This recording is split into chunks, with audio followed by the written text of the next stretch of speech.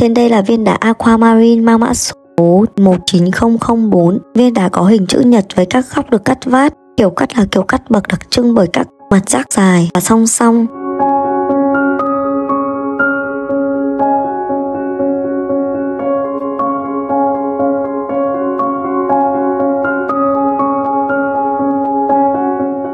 Trên đây là thông số của viên đá.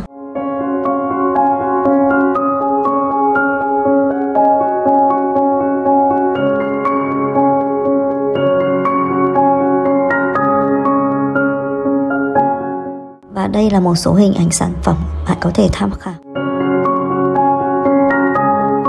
Màu sắc tinh khiết và đồng đều, có độ trong suốt rất cao. Ánh sáng được phản chiếu tạo thành một hồ ánh sáng lớn và sáng ở trung tâm.